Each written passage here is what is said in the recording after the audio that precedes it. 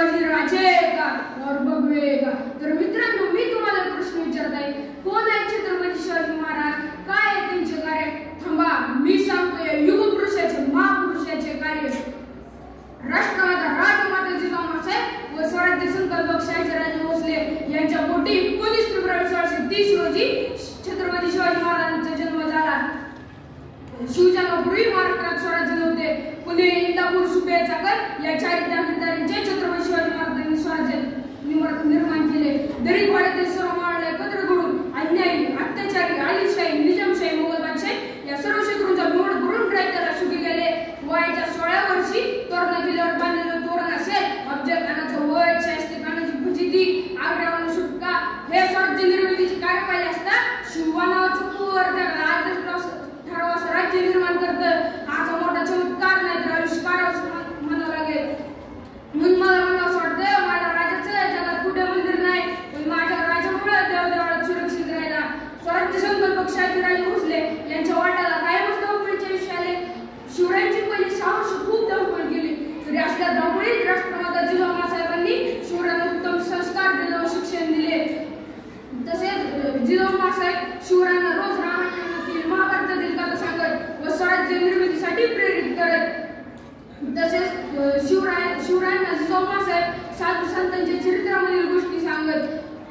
म्हणूनच शिवरायांच्या मनात कायम साधू संतांबद्दल आदर निर्माण झाला। 12 मावळ्यातील सर्व मावळे शिवरायांकडे खेळाले। शिवराय त्यांच्या झोपडीत जात, आवडीने त्यांची कांदा भाकर खात, त्यांच्यासोबत खेळ खेळत। म्हणूनच 12 मावळ्यातील मावळ्यांना शिवराय खूप आवडत। मित्रांनो, मला 12 मावळ्यातील मावळ्यांबद्दल एकच म्हणावं वाटते, अरे स्वराज्यात 2-2 वर्ष जरी पाऊस पडला नाही तर थंडीच्या दर ज्वारी बाजरी पिकवणार जात आहे आमची। परिस्थिती जेवढी बिकट, वर्तमान मावळा तेवढाच तिकट। बालपणी शिवराय व जिजाऊसाहेब यांना शहाजीराजांनी त्यांच्याबरोबर कर्नाटकमधील बंगळुरू येथे नेले होते।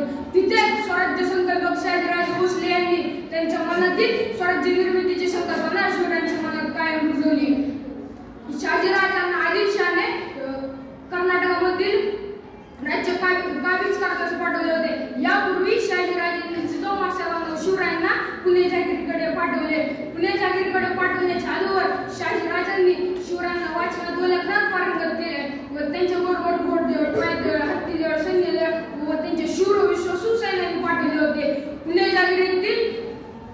जहागीरीतील जिजाऊसाहेबांचे व शहाजीराजांचे अत्यंत विश्वासू असे शूर सैन्याने म्हणजेच दादोजी कोंडदेव यांच्या मार्गदर्शनाखाली शिवरायांनी पुणे जहागीरचा कारभार सांभाळला। पुण्याचा काय पलट होऊ लागला? पुण्याचा कारभार पाहत असताना दादोजी कोंडदेव यांनी शिवरायांना युद्धशास्त्र, न्याय व्यवस्था, महसूल व्यवस्था, उत्तम राज्य कारभार व किल्लेबांधणी या सर्व क्षेत्रात पारंगत केले। शिवरायांचे बालपण सरत असताना सन 1645 रोजी अशी एक मोठी विलक्षण घटना घडली। शिवराय त्यांच्या सर्व सवंगड्यांसोबत रायरेश्वराच्या मंदिरात जमले।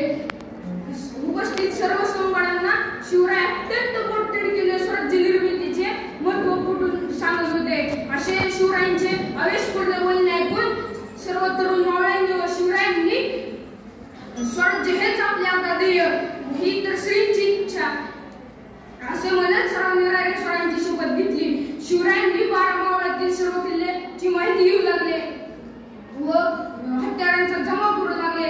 वतनदारातील आपसात मधले भांडण चालू होते ते शिवरायांनी मिटून सर्वांना स्वराज्याचे महत्त्व पटवून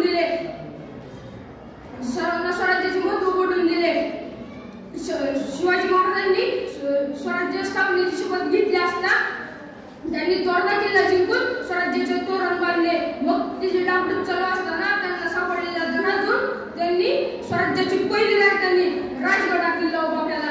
तिथूनच स्वराज्याचे व शिवरायांचा राज्यकारभार